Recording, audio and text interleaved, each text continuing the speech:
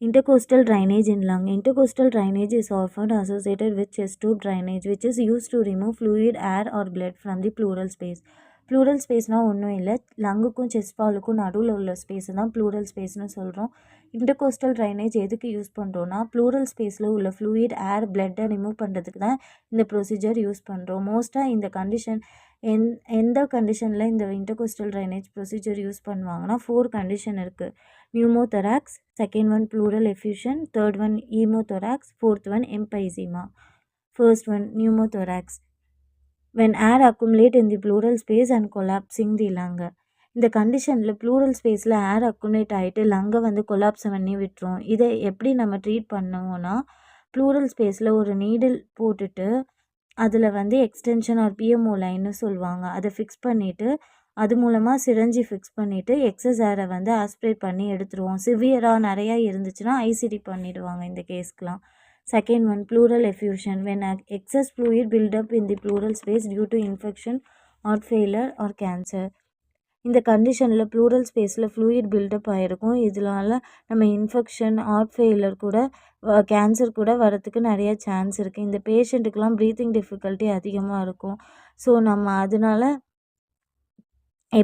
கொஞ்சம் கேர்ஃபுல்லாக பார்த்துக்கணும். எப்படி இதை ட்ரீட் பண்ணுவோன்னா, நீடில் ஆஸ்பிரேஷன் மூலமாக பண்ணலாம். நம்ம ஃபஸ்ட்டு சொன்ன மாதிரி அந்த ஸ்பேஸில் நீடில் போட்டுட்டு பிஎம்ஓ ஃபிக்ஸ் பண்ணிவிட்டு அதில் வந்து சிரிஞ்சி ஃபிக்ஸ் பண்ணிட்டு ஆஸ்பிரேட் பண்ணலாம்.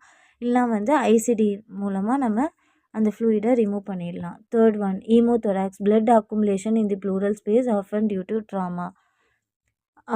ப்ளூரல் ஸ்பேஸில் பிளட்டு வந்து கலெக்ட் ஆகிருக்கும். இது மோஸ்ட்டாக ட்ராமா ஒரு ஆக்சிடெண்ட் ஆகிற பேஷண்ட்டுக்கு வரதுக்கு நிறைய சான்ஸ் இருக்குது. இதுவும் நம்ம எமர்ஜென்சியாக தான் ட்ரீட் பண்ணுவோம். ஏன்னா ரொம்ப ஃப்ளூயிட் பிளட் வந்து பில்டப் ஆகிடுச்சுன்னா நம்ம ஹார்ட்டுக்கும் நிறைய ப்ராப்ளம் ஆகிடும். ஸோ ஆஸ்பிரேட் பண்ணி எடுத்துருவாங்க, இல்லைனா ஐசிடி வந்து உடனே போட்டுருவாங்க. Fourth one, empyema. Pus collection in the pleural space due to infection like pneumonia. இந்த கண்டிஷனில் ப்ளூரல் ஸ்பேஸில் பஸ் அண்ட் இன்ஃபெக்ஷன் ஃபார்ம் ஆகிருக்கும். இது மோஸ்ட்டாக நிமோனியா உள்ள பேஷண்ட்டுக்கு வரத்துக்கு நிறைய சான்ஸ் இருக்குது. அப்புறம் வந்து போஸ்ட் சர்ஜரி, செஸ்ட்டில் சர்ஜரி பண்ண பேஷண்ட்டுக்கும் இந்த இன்டர்கோஸ்டல் ட்ரைனேஜ் வந்து போட்டுருவாங்க. chest tube is inserted between the ribs to drain accumulate air, blood, fluid, helping the lung re-expand and function properly.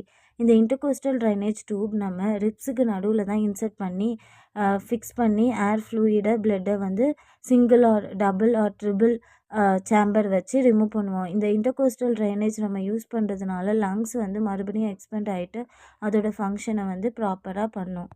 ப்ரொசீஜர்னு பார்த்தோன்னா, இதில் ஃபர்ஸ்ட் வந்து ப்ரிப்பரேஷன் இந்த ப்ரொசீஜருக்கு ஃபர்ஸ்ட்டு ப்ரிப்பரேஷன் என்னென்ன தேவைன்னா, ஓட்டு சப்போர்ட் தேவைப்படலாம் ஒரு சில பேஷண்ட்க்கு. ஸ்டெரைல் ஃபீல்டாக இருக்கணும், ரொம்ப ஸ்டெரைலாக பண்ணணும். லோக்கல் அனஸ்தீஷியா வந்து ஒவ்வொரு பேஷண்ட்டுக்கு ரொம்ப பெயின்ஃபுல்லாக இருந்தால் லோக்கல் அனஸ்தீஷியா யூஸ் பண்ணிப்பாங்க. ஸ்டெரைல் ட்ரே, ஐசிடி ட்ரே அது வந்து வேணும். ICT catheter needle and ICT chamber வந்து வேணும். ஃபர்ஸ்ட் நம்ம ஆப்ரேட் பண்ணுற ஸ்பேஸை வந்து போவிடான் அண்ட் செரிலியம் போட்டு தொடச்சிப்பாங்க. அதுக்கப்புறம் நீடில் இன்சர்ட் பண்ணிவிட்டு கத்தீட்டர் டியூப் ஃபிக்ஸ் பண்ணுவாங்க. அதுக்கப்புறம் வந்து சேம்பரில் கனெக்ட் பண்ணிவிட்டு அதோட சக்ஷன் வந்து 10 to 20 ப்ரெஷர் வந்து வைப்பாங்க. ரொம்பவும் நம்ம ப்ரெஷர் வைக்கக்கூடாது, லங்கை வந்து சக்காயிடும். பேஷண்ட்டுக்கு வந்து பிபியும் சடனாக மாறி மாறி வரத்துக்கு நிறைய சான்ஸ் இருக்குது. அப்புறம் வந்து ப்ளூரல் ஸ்பேஸில் இருக்கிற இந்த கன்ஃபார்ம் பண்ணிக்க அல்ட்ராசவுண்டு யூஎஸ்ஜி மூலமாக பார்ப்பாங்க. ஒன்ஸ் நம்ம ஃபிக்ஸ் பண்ணதுக்கப்புறம் வெளியே வந்து ஃப்ளூயிட் வருதான்னு பார்த்துக்கிட்டே இருப்பாங்க. அந்த ஃப்ளூயிடோட கலரு எவ்வளோ எம்எல் வருதுன்னு டாக்டர் வந்து ½ அன் ஹவருக்கு ஒன்ஸ் பார்த்துட்டே இருப்பாங்க. ஒன்ஸ் கொஞ்சம் கொஞ்சமாக பேஷண்ட் வந்து ஃப்ளூயிட் வெளியில் வர வர ரெக்கவர் ஆகிட்டு வருவாங்க. ஸோ நம்ம ஐசிடி வந்து ட்ரெயின் கூட பண்ணிடலாம் பார்த்துட்டு. இந்த ப்ரொசீஜர் மூலமாக நம்ம அட்வான்டேஜ் நிறையா இருக்குது, அதே மாதிரி டிஸ்அட்வான்டேஜும் நிறையா இருக்குது. நம்ம ஐசிடி வந்து ராங்காக ப்ளேஸ் பண்ணிட்டோன்னா பேஷண்ட்டுக்கு வந்து லங் வந்து இன்ஜுரி ஆகக்கூட நிறைய சான்ஸ் இருக்குது. சில டைம் அந்த நம்ம போடுறதுனால வந்து பிளட்டு வந்து லீக் ஆகக்கூட நிறைய சான்ஸ் இருக்குது. நம்ம சரியாக ஃப்ளூயிட் ட்ரெயின் பண்ணாட்டி பேஷண்ட்டுக்கு வந்து இன்ஃபெக்ஷன் கூட வரத்துக்கு நிறைய சான்ஸ் இருக்குது. தேங்க்யூ. இந்த வீடியோ உங்களுக்கு பிடிச்சிருந்தா லைக் பண்ணுங்கள், ஷேர் பண்ணுங்கள், கமெண்ட் பண்ணுங்கள், சப்ஸ்கிரைப் பண்ணுங்கள். மறக்காமல் பெல் ஐக்கானை கிளிக் பண்ணிடுங்க.